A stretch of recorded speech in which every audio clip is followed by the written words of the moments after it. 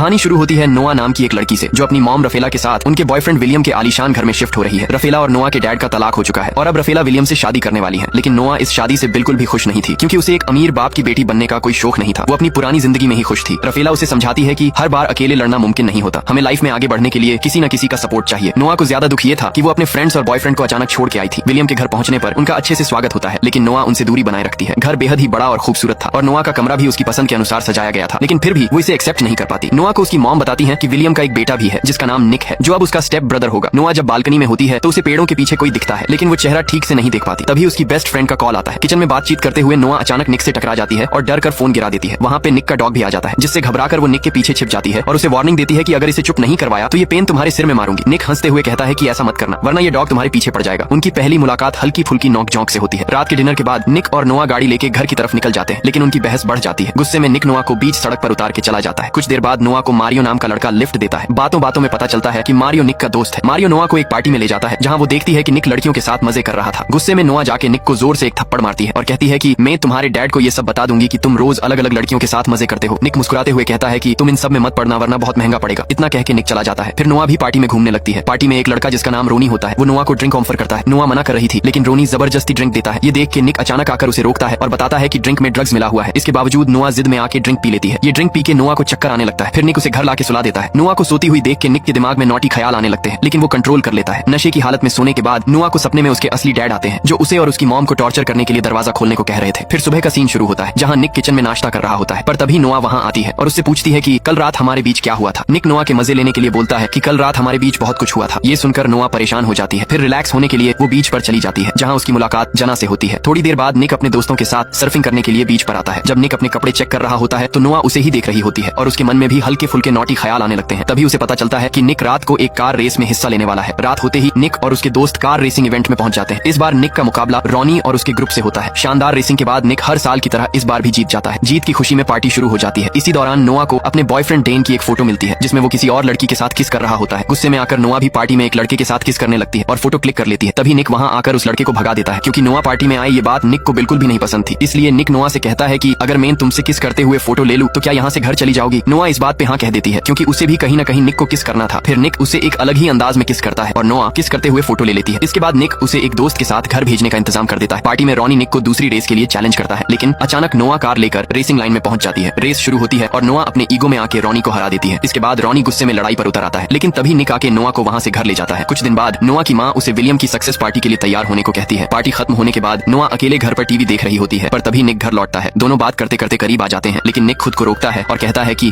हमें ये नहीं करना चाहिए। अगले दिन जब नोआ अपनी कार धो रही होती है तो वह देखती है कि निक उसे देख रहा है। वह उसे चिढ़ाने के लिए खुद को पानी से भिगोने लगती है। निक मुस्कुरा देता है, लेकिन कहानी में ट्विस्ट तब आता है जब डेन यानी नोआ का पुराना बॉयफ्रेंड उसके पास पहुंचता है। निक और नोआ के बीच बढ़ती नजदीकियों को डेन देख लेता है और उससे सवाल करता है। हालांकि नोआ कुछ जवाब नहीं देती। आगे के सीन में निक रॉनी से मिलता है, जहाँ रॉनी फिर से नोआ के बारे में गलत बातें करता है। गुस्से में निक रॉनी से भिड़ जाता है। घर लौटने पर निक के चेहरे पर चोट के निशान होते हैं। पूल के पास खड़े निक की नजर सोती हुई नोआ पर पड़ती है। वो देखता है कि नोआ के पेट पर एक निशान है। वो धीरे से उसे ढकने की कोशिश करता है, लेकिन नोआ जाग जाती है और घबराकर निक को मुक्का मार देती है। निक की नाक से खून निकलने लगता है, जिसे देखकर नोआ माफी मांगती है। इस दौरान दोनों के बीच फिर से नजदीकियां बढ़ने लगती हैं, लेकिन तभी डेन वहां आकर सब कुछ देख लेता है। नोआ डेन से कहती है कि प्लीज इस बारे में किसी को मत बताना और यहाँ से चले जाना। अगले दिन नोआ को डेन का एक लेटर मिलता है, जिसमें लिखा होता है कि वो शहर छोड़कर जा रहा है। फिर कहानी आगे बढ़ती है, जहाँ नोआ और निक अपने दोस्तों के साथ एक फाइट क्लब में जाते हैं। इस बार निक भी फाइट करने के लिए तैयार था। क्लब में एंट्री के बाद दोस्तों से बात करते करते निक और नोआ इतने करीब आ जाते हैं कि अपने जज्बातों पर काबू नहीं रख पाते और फिर किस करने लगते हैं। दोनों के बीच बढ़ती नजदीकियां इस बात की ओर इशारा करती हैं कि वो एक दूसरे के लिए पूरी तरह एडिक्ट हो चुके हैं। तभी वहाँ पे निक के दोस्त वहाँ पहुंच जाते हैं और निक और नोआ को किस करते हुए देख लेते हैं। निक का एक दोस्त उसे समझाने की कोशिश करता है कि नोआ उसकी स्टेप सिस्टर है और उसे ऐसा नहीं करना चाहिए, लेकिन निक उसकी बातों को हल्के में लेने लगता है और फिर सब क्लब के अंदर चले जाते हैं। अब क्लब के अंदर निक की बारी आती है फाइट करने की। हालांकि नोआ उसे लड़ाई से रोकने की कोशिश करती है, क्योंकि उसे ये सब बिल्कुल पसंद नहीं है, लेकिन निक उसे अनसुना कर देता है और फाइट करने लगता है। जैसे ही वो जीतने लगता है तो नोआ ये सब देखकर बाहर चली जाती है। बाहर निक का एक दोस्त नोआ से बात करने की कोशिश करता है, लेकिन बातचीत के दौरान वह अचानक नोआ को किस कर देता है। निक ये सब देखकर गुस्से में आग बबूला हो जाता है। फाइट खत्म करके वह बाहर आता है और अपने दोस्त को धक्का देकर डांट देता है। वह नोआ से कहता है कि वह किसी और को अपने करीब न आने दे। फिर नोआ निक की इस हरकत और उसकी लड़ाई की वजह से नाराज हो जाती है। वो साफ साफ कह देती है कि अब उनके बीच कुछ भी नहीं हो सकता और वो उससे दूर हो जाती है। दोनों एक दूसरे से दूर रहने की कोशिश करते हैं, लेकिन अंदर ही अंदर एक दूसरे को मिस करते रहते हैं। कुछ दिनों बाद निक के डैड उसे बताते हैं कि नोआ का पिता जोनस जेल से छूट चुका है। वो नोआ और उसकी माँ को पहले भी बहुत टॉर्चर कर चुका है। ये सुनकर निक को चिंता होने लगती है। एक दिन नोआ एक पार्टी में बहुत ज्यादा ड्रिंक कर लेती है। वहीं निक उसे ढूंढने के लिए परेशान होकर सबको कॉल कर रहा होता है। पार्टी के दौरान नोआ को एक अलमारी में बंद कर दिया जाता है, जिससे उसका पुराना डर फिर से लौट आता है। बचपन में उसके पिता उसे ऐसी ही अलमारी में बंद कर देता था। था। तभी निक वहाँ पहुंचता है और उसे बचाकर घर ले जाता है। इस घटना के बाद नोआ बहुत डर जाती है और निक को उसके पास रहने को कहती है। फिर निक उसके साथ रुक जाता है। अगली सुबह जब निक अपने कमरे में जाने वाला होता है, पर तभी उसके डैड उन्हें साथ में देख लेते हैं और गुस्से में वहाँ से चले जाते हैं। अब निक और नोआ दोनों समझ जाते हैं कि उनके रिश्ते को लेकर परेशानियां और ज्यादा बढ़ रही हैं। निक कहता है कि वो दोनों कहीं दूर भाग चलें, लेकिन नोआ अपनी माँ की वजह से ऐसा करने से मना कर देती है। कहानी में ट्विस्ट तब आता है जब रॉनी नोआ को किडनैप कर लेता है। निक तुरंत पुलिस की मदद लेता है और सीसीटीवी फुटेज के जरिए पता चलता है कि जोनस ने ही नोआ को किडनैप करवाया है। पुलिस की प्लानिंग के बीच निक एक इंपॉर्टेंट ट्रैकिंग डिवाइस का इस्तेमाल करके लोकेशन का पता लगा लेता है। फिर गाड़ियों का एक हाई ऑक्टेन चेज होता है। फिर निक और पुलिस मिलकर नोआ को बचाने में कामयाब हो जाते हैं। जोनस का अंत हो जाता है। अब नोआ और उसकी मॉम पूरी तरह से सुरक्षित थी। आखिर में निक और नोआ एक बार फिर करीब आ जाते हैं। अब उन दोनों के मॉम डैड इनके बारे में जान जाते हैं। वो नोआ और निक की रिश्ते के खिलाफ हैं। मूवी यहीं पे खत्म हो जाती है। लेकिन इस मूवी का दूसरा पार्ट देखने के लिए कमेंट सेक्शन में पार्ट 2 कमेंट कर दो और वीडियो पसंद आई हो तो लाइक और सब्सक्राइब कर दो।